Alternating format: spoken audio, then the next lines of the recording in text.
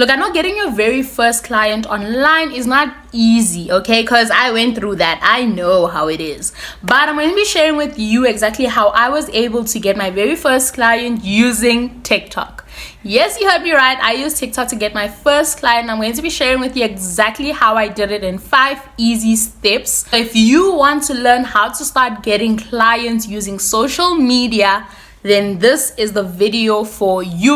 Do let me know before I move on what service-based business you are starting or have already started, so I can actually create more specific videos that are going to help you. So the first step that I took when it actually came to getting clients online was starting to build an audience on social media. The social media platform that I felt was much easier for me was TikTok. I prefer video content, and honestly speaking, Instagram was just not my thing either, and there is a lot of reach that you can get from TikTok, so that's the reason why I jumped on that platform very quickly.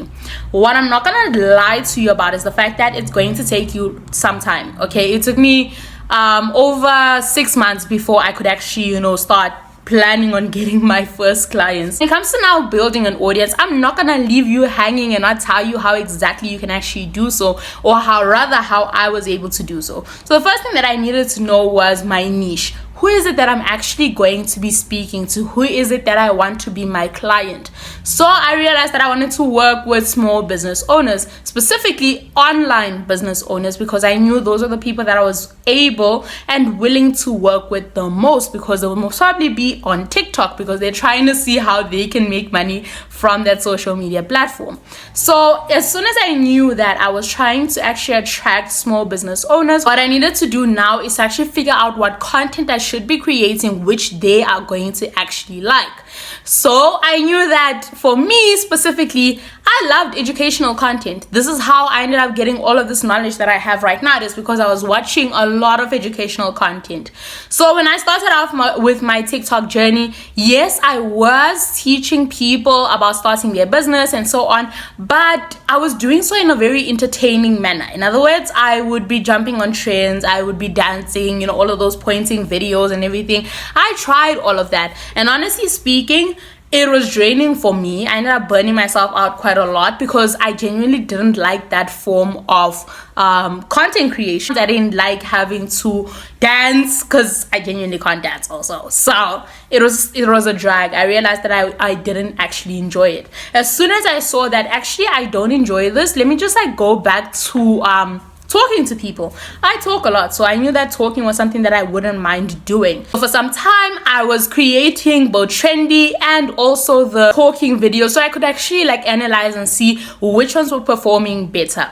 And as time went on, I realized that I was attracting the right audience by actually sharing talking videos. So I was like, okay, so I don't need the trending sounds. Do understand that if you choose to let go of trending sounds and just have talking videos, it's most probably going to take you a little longer to actually attract people, because people usually come on social media just for entertainment and so on, and not necessarily to learn something. But something I knew was that the people who are starting their own businesses are trying to learn as much as they can. They're trying to figure out how exactly they can do so. They're trying to figure out how they can actually get customers.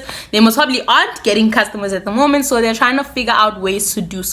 So me creating content that's going to help them with those specific problems that they're having, not being able to get customers, is going to be very helpful for me as well, because I'm attracting the right people. So I chose to go with educational content. Yes, I do have sometimes where I share some entertaining, inspiring and so on, but my main content that I push out is educational content, because it actually gives me the right people. It gives me people who are going to actually want to work with me. As soon as I knew the type of content that my audience actually likes, I started trying to figure out what type of topics I should be talking about.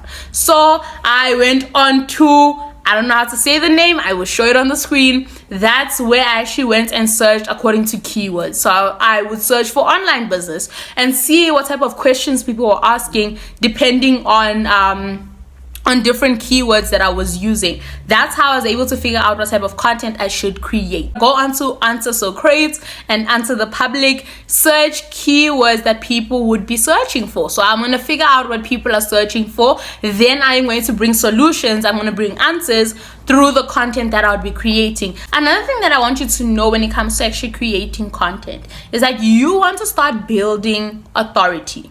As much as I was saying that I value educational content, it's also because it allows you to build authority. Make sure that you're building authority, you are showing that you know what you're talking about, and you're showing that whatever it is that you're teaching them can actually work. Once I had realized that I had built quite an audience, I think I was already by around 5,000 followers at that time, I was like, okay, so I do have an audience now, and a lot of people are now putting pressure on me, asking me, okay, so what are you going to be offering to us?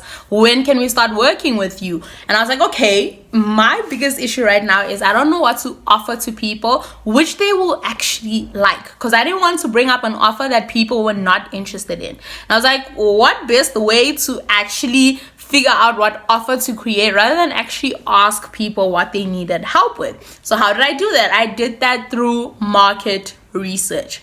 So the best thing that I realized is that if I asked people, randomly went to my audience and asked them to fill out a survey, it most probably wouldn't work at the extent that I wanted it to work in. So I was like, okay, guys, I have a coaching package that I'm planning to, to start out, but I want to make sure that what I'm offering is something that you guys actually want. And so I told people, hey, I'm going to start offering free strategy calls. Basically, these were consultation calls. The way that people had to sign up is they would actually have to fill out a survey, which I created. That survey was supposed to help me figure out the type of people that I was attracting. It was supposed to help me figure out what type of businesses they had and how long their businesses were operating, so I could actually see the type of people that I had on my account.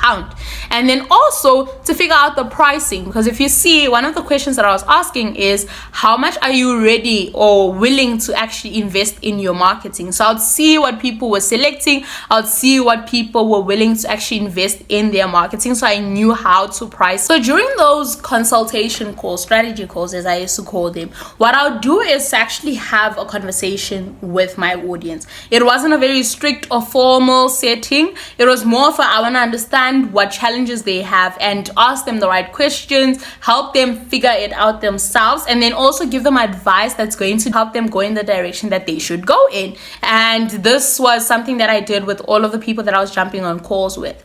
But what I made sure to do was to actually qualify all of those people. So before I actually jump on a call with them, I would go through the survey that they actually filled out, see whether or not this was a business owner that I'm willing to work with.